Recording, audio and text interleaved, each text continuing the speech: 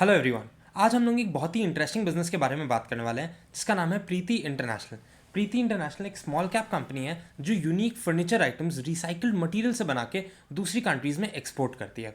ये company Preeti Lohia and Hitesh Lohia run करते हैं। इन्होंने ये कंपनी 2005 में स्टार्ट करी थी। हितेश की स्टोरी बहुत ही ज़्यादा इंस्पायरिंग है। ये बिजनेस स्टार्ट करने से पहले उन्होंने 3 और बिजनेस स्टार्ट किए थे जो कि फेल कर गए थे। 2005 में फाइनली हितेश ने ये बिजनेस स्टार्ट किया। 2005 में तो ये बिज़नेस बहुत ही ज़्यादा प्रोडक्ट डेवलपमेंट वाले स्टेज पे था। बहुत सारे अलग अलग रिसाइकल्ड मटेरियल से अलग अलग डेकोर आइटम्स और अलग अलग फर्नीचर आइटम्स बिल्ड करके एक कैटलॉग बिल्ड करने पे ही मेनली काम चल रहा था। सेल्स लगभग नेग्लिजिबल थी, बस हैंड टू माउथ टाइप वाला सीन चल रहा था। बट 2009 में दिल्ली की एक एग्जीबिशन में कंपनी को डेनमार्क के क्लाइंट से $10,000 का एक ऑर्डर मिला। इस ऑर्डर ने कंपनी को एक वैलिडेशन दे दिया कि हाँ, उनके प्रोडक्ट्स की एक्सपोर्ट मार्केट में डिमांड है, रिक्वायरमेंट है, क्लाइंट्स को उनके प्रोडक्ट्स पसंद आ रहे हैं। इसके बाद से उनको एक्सपोर्ट से कुछ अच्छे ऑर्डर्स मिलना स्टार्ट हुए। कंपनी को फाइनली एक अच्छा ब्रेक मिला 2011 में, जब चाइना की एक एग्जीबिशन में कंपनी को एक क्लाइंट से सिंगल 1 CR का ऑर्डर मिला। उसके बाद से कंपनी का एक डिसेंट एक्सपोर्ट में क्लाइंट बेस बन गया था एंड ये क्लाइंट बेस उनको रेगुलरली कुछ कुछ ऑर्डर्स देता रहता था, जिससे कंपनी सस्टेन भी हो रही थी, कैश फ्लोज भी अच्छे बन रहे थे एंड सस्टेनेबल तरीके से ग्रो भी कर रही थी। फाइनली 2018 में कंपनी ने अपना IPO लॉन्च किया। इसके बाद कंपनी को नेक्स्ट प्रॉब्लम आई 2020 में। 2020 में लॉकडाउन के टाइम पे बिकॉज इनका पूरा काम एक्सपोर्ट का था तो इस वजह से सब कुछ बंद हो चुका था। अब इन्होंने फोकस किया डोमेस्टिक मार्केट ग्रो करने पे एंड ई-कॉमर्स पे एक प्रेजेंस डेवलप करने पे। तो 2020 में फाइनली ये कंपनी ई-कॉमर्स पे आई। इसने अपनी खुद की वेबसाइट के थ्रू, अमेजॉन एंड फ्लिपकार्ट के थ्रू एक डोमेस्टिक मार्केट बिल्ड करने का स्टार्ट किया एंड आज की डेट में अमेजॉन और फ्लिपकार्ट दोनों पे ही कंपनी की बहुत स्ट्रॉन्ग प्रेजेंस है। 2022 में फाइनली कंपनी ने 60 CR के रेवेन्यूज टच किए एंड कंपनी की वैल्यूएशंस 150 करोड़ क्रॉस कर गई। एक बार बिजनेस का एक जनरल ओवरव्यू देख लेते हैं। प्रीति इंटरनेशनल के पास करंटली 90,000 स्क्वायर मीटर का वर्कशॉप एरिया है। इस एरिया में ये नए नए प्रोडक्ट्स डेवलपमेंट पे भी काम करते हैं एंड जो इनका प्रोडक्ट कैटलॉग बना हुआ है उसको प्रोड्यूस करके उसको इन्वेंट्री भी इन्हीं जगहों पे होल्ड करी जाती है। कंपनी 22 से ज़्यादा डेस्टिनेशंस पे अपने प्रोडक्ट्स एक्सपोर्ट करती है। कंपनी करंटली 250 लोगों की टीम के साथ काम कर रही है। इसके अलावा और भी बहुत सारे टीम मेंबर्स उनके हैं जो कि कॉन्ट्रैक्चुअल बेसिस पे हैं। जैसे प्रोडक्ट की रिक्वायरमेंट होती है, जिस तरीके से ऑर्डर्स आते हैं, उसी तरीके से कॉन्ट्रैक्ट पे कारपेंटर्स और जो भी और लेबर की रिक्वायरमेंट होती है उसको भी ऐड करते हैं। अगर उनको भी काउंट करें तो 500+ की टीम एट अ टाइम उनके वर्कशॉप में एटलीस्ट काम कर रही होती है। कंपनी की 3 वर्कशॉप्स, जो ये 90,000 स्क्वायर मीटर था, ये 3 मैन्युफैक्चरिंग फैसिलिटीज़ और वर्कशॉप्स में डिवाइडेड है। वो सारी की सारी जोधपुर में ही है। अब बात करते हैं कि हमको इस बिज़नेस के बारे में पसंद क्या है। कंपनी का कस्टमर रिटेंशन बहुत ही ज़्यादा हाई है।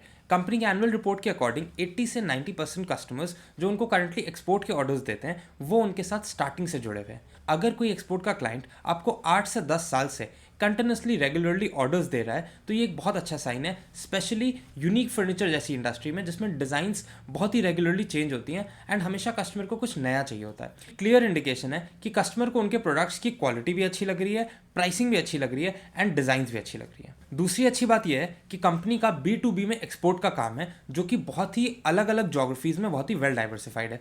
कंपनी 40% यूरोप को सप्लाई करती है, 20% US को सप्लाई करती है, 40% ऑस्ट्रेलिया को सप्लाई करती है एंड एशिया में भी कुछ परसेंटेज सप्लाई करती है।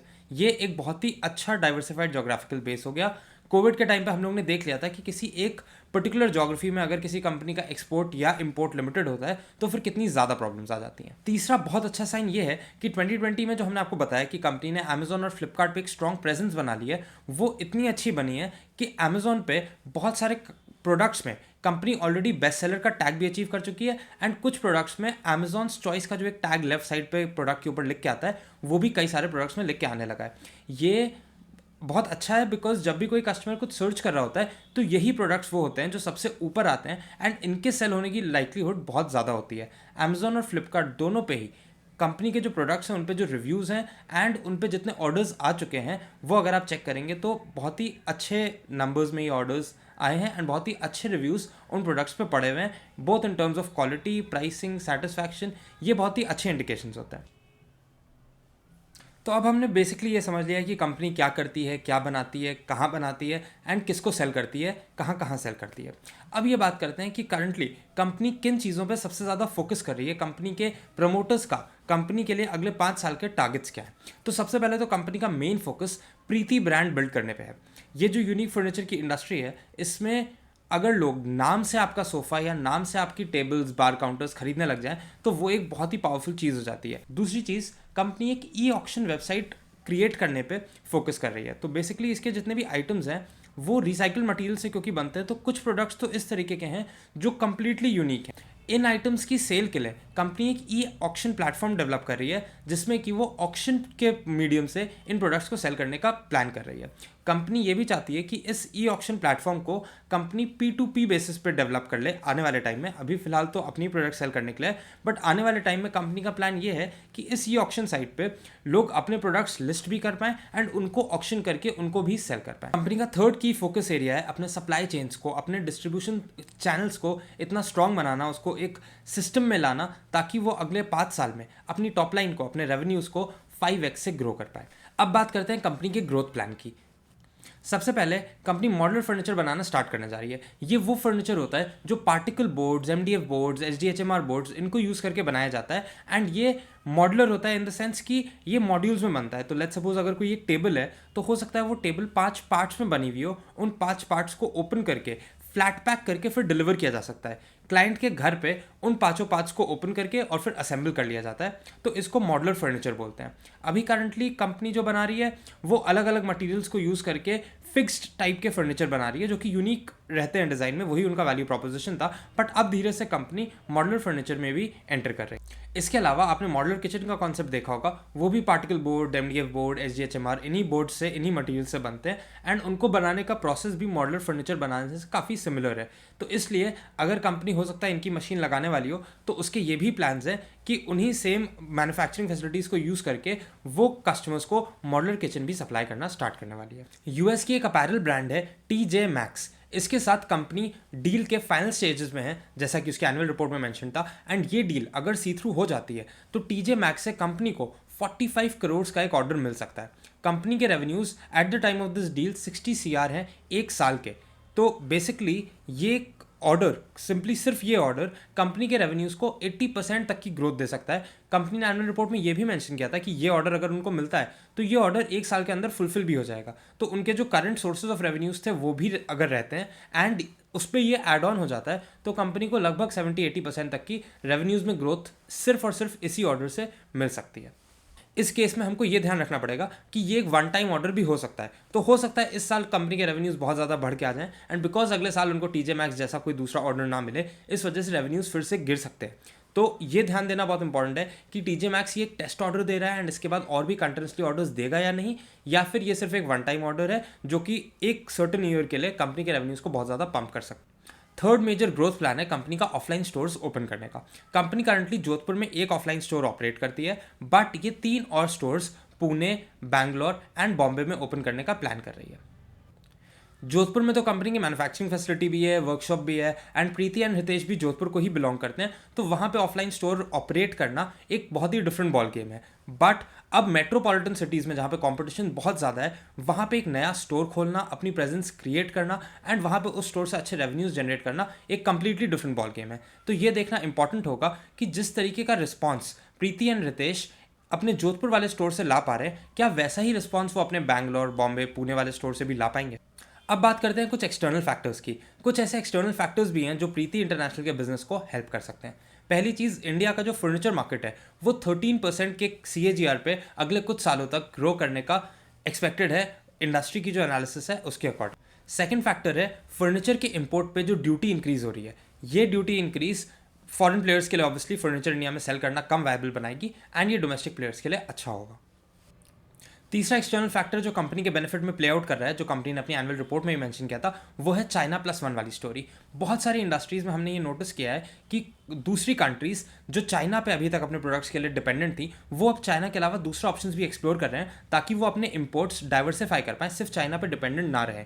वो सेम स्टोरी इस इंडस्ट्री में भी प्ले आउट होती हुई दिख रही है। प्रीति इंटरनेशनल के एनुअल रिपोर्ट के अकॉर्डिंग ही उनको ऐसा लगता है कि उनके एक्सपोर्ट ऑर्डर्स अब इंक्रीज हो रहे हैं एंड चाइना से मार्केट शेयर शिफ्ट होकर थोड़ा बहुत इंडिया में आ रहा है। अब बात करते हैं कंपनी के फाइनेंशियल्स की। अगर आप इसका प्रॉफिट एंड लॉस स्टेटमेंट देखेंगे तो कंपनी ने कंसिस्टेंटली रेवेन्यूज में बहुत अच्छी ग्रोथ दी है। इनफैक्ट 2018 में कंपनी के रेवेन्यूज 10 सीआर के आसपास के थे, जो कि 2022 में ग्रो करके 60 या 57 सीआर के हुए थे। बट अगर लगभग 60 माने तो 6 टाइम्स की रेवेन्यू में ग्रोथ कंपनी ने 4 साल में डिलीवर कर दी है। इसके हिसाब से कंपनी करंटली लगभग 180 सीआर के वैल्यूएशन पे ट्रेड कर रही है। 60 करोड़ के रेवेन्यू के साथ 180 सीआर के वैल्यूएशन पे ट्रेड करने का मतलब हुआ कि सेल्स का 3 टाइम्स का मल्टीपल कंपनी को करंटली मिल रहा है। ये कोई बहुत ही सस्ता वैल्यूएशन तो नहीं है, बट ये बहुत ही ज़्यादा वैल्यूएशन भी नहीं है, गिवन दैट कंपनी की अगर वो टीजे मैक्स वाली डील हो जाती है तो कंपनी के रेवेन्यूज़ यहीं से 60 से 45 के एडिशन आ सकता है, जो कि 105 110 तक का रेवेन्यू कंपनी को दे सकता है। उस पॉइंट पे अगर बात करें तो कंपनी लगभग 1.5 टाइम्स ऑफ सेल्स पे ट्रेड करी होगी। लगभग अगर कोई अच्छा ब्रांड है एंड वो 1x सेल्स पे अवेलेबल है तो वो एक अच्छा वैल्यूएशन माना जाता है, उसको एक वैल्यू बाय कंसिडर किया जा सकता है। इसके अलावा कंपनी की अगर इंटरेस्ट कॉस्ट पे फोकस करें तो पिछले 4-5 सालों में कंपनी के इंटरेस्ट कॉस्ट इतनी ज़्यादा सेल्स में, इतनी ज़्यादा रेवेन्यूज़ में ग्रोथ हो जाने के बाद भी इंटरेस्ट कॉस्ट बिल्कुल भी ऊपर नहीं गए। ये बहुत ही अच्छा साइन है। इसके अलावा कंपनी के मार्जिन्स पे अगर फोकस करें तो मार्जिन्स काफ़ी कम है, 2%, 4%, 5% के आसपास के मार्जिन्स कंपनी कर पा रही है। ये बहुत ही ख़राब है। इतने लो मार्जिन्स पे किसी भी बिजनेस के लिए अच्छे से सस्टेन करना मुश्किल होता है। अगर कोई भी छोटी सी भी प्रॉब्लम आ जाती है तो फिर कंपनी नेगेटिव में भी जा सकती है, कंपनी के प्रॉफिट्स लॉसेस में भी कन्वर्ट हो सकते हैं। बट ये समझना इंपॉर्टेंट होगा कि क्या स्केल के साथ प्रीति इंटरनेशनल की जो फिक्स्ड कॉस्ट्स हैं वो as a percentage of cost कम होके finally company double digit margins कर सकती है। ये एक समझने वाला फैक्टर है। अगर ये पॉसिबल है तो फिर ये एक अच्छा साइन हो सकता है।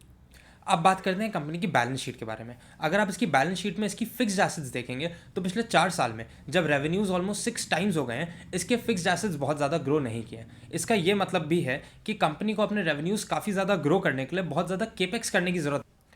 पिछले 4 साल में अगर कंपनी की बोरिंग्स की बात भी करी जाए तो बोरिंग्स ऑलमोस्ट नेग्लिजिबल है, तो ये भी एक बहुत अच्छी बात है।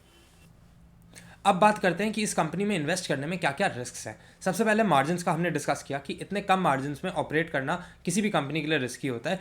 ये मार्जिन्स कंपनी तब कर रही है जब वो ऑनलाइन ऑपरेट कर रही है, एंड एक्सपोर्ट में B2B में तो खैर मार्जिन्स हो सकता है थोड़े से कम रहते हैं, बट ऑनलाइन सेल्स में अगर इतने कम मार्जिन्स पे ये कंपनी काम कर रही है तो जब ये ऑफलाइन स्टोर्स खोल के ऑपरेट करेगी तब फिर इतने कम मार्जिन्स पे सस्टेन करना तो बहुत ही ज़्यादा मुश्किल हो जाएगा, बिकॉज और भी कॉस्ट ऐड हो जाएंगी कंपनी की। एक और मेजर रिस्क है जो नए नए बिजनेसेस में कंपनी फोरे कर रही है। अब मॉडुलर किचन और मॉडुलर फर्नीचर का जो बिजनेस है ये बहुत ही डिफरेंट बिजनेस है कंपेयर टू जो डेकोर आइटम्स का एंड यूनिक फर्नीचर का बिजनेस करंटली प्रीति इंटरनेशनल कर रही है। यूनिक फर्नीचर आइटम्स में कंपटीशन कंपैरेटिवली कम है, बट अगर मॉडुलर फर्नीचर की बात करें, मॉडुलर किचन की बात करें तो बहुत ही सारी कंपनीज हैं जो ये काम कर रही हैं। मॉडुलर किचन एक ऐसा काम है जो कि बहुत ही कम इन्वेस्टमेंट से भी स्टार्ट किया जा सकता है। तो पहले तो इसमें अनऑर्गेनाइज प्लेयर्स बहुत ज़्यादा हैं। उसके अलावा इस मॉडुलर किचन के काम में एशियन पेंट्स जैसे बहुत बड़े प्लेयर्स भी एग्जिस्ट करते हैं। तो बेसिकली मॉडुलर किचन एक बहुत ही ज़्यादा कॉम्पिटिटिव इंडस्ट्री है, एंड ये आने वाले टाइम में देखना पड़ेगा कि प्रीति इंटरनेशनल इस काम को कितना सक्सेसफुली कर पाती है। उसके अलावा जो ये ई ऑक्शन साइट लॉन्च कर रहे हैं, इवन दो उसमें एक बहुत ज़्यादा बड़ा रिस्क नहीं है, बिकॉज उसको लॉन्च करने में एंड एक्सपेरिमेंट करने में बहुत ज़्यादा कॉस्ट नहीं आने वाली है कंपनी को, एंड अगर वो सक्सेसफुल हो जाता है तो फिर वो कंपनी की टॉप लाइन को बहुत अच्छे से ऐड भी कर सकता है। बट वो सक्सेसफुल होगा कि नहीं एंड उसमें कंपनी की कितनी रिसोर्सेज इस चीज़ को टेस्ट करने में स्पेंड हो जाएंगी, ये अभी इस चीज़ की बिल्कुल भी क्लैरिटी नहीं है। तो वो कंपनी की ग्रोथ में कितना ऐड कर सकता है ये भी अभी क्लैरिटी नहीं है। इन चीज़ों ये रिस्क भी मान के चलना पड़ेगा जब आप कंपनी का ग्रोथ का CAGR एस्टिमेट कर रहे होंगे, तो इन चीज़ों को ध्यान में रखना पड़ेगा। टू कंक्लूड, प्रीति इंटरनेशनल का बिजनेस बहुत ही ज़्यादा इंटरेस्टिंग है। प्रीति एंड रितेश दोनों ने इस बिजनेस को बहुत ही अच्छे तरीके से ग्रो किया है, सस्टेनेबल तरीके से ग्रो किया है, एंड मोस्ट इंपॉर्टेंटली बिना डेट लिए ग्रो किया है। ये बहुत इंटरेस्टिंग रहेगा देखना कि ये अपने ऑफलाइन स्टोर्स को कितने अच्छे से रन कर पाते हैं, ई ऑक्शन साइट को सक्सेसफुल बना पाते हैं कि नहीं, एंड मॉडुलर फर्नीचर और मॉडुलर किचन के स्पेस में ये अपनी प्रेजेंस कितने अच्छे से मेंटेन कर पाते हैं एंड कितने प्रॉफिटेबली मेंटेन कर पाते हैं। ये चीज़ें ट्रैक करना बहुत ही ज़्यादा इंटरेस्टिंग होगा। अगर वैल्यूएशंस की बात करें तो वैल्यूएशंस थोड़े से बेटर रेट्स पर अगर ये स्टॉक अवेलेबल होता है तो फिर ये ज़्यादा ईजियर या कम रिस्क वाली अपॉर्चुनिटी बन सकती है।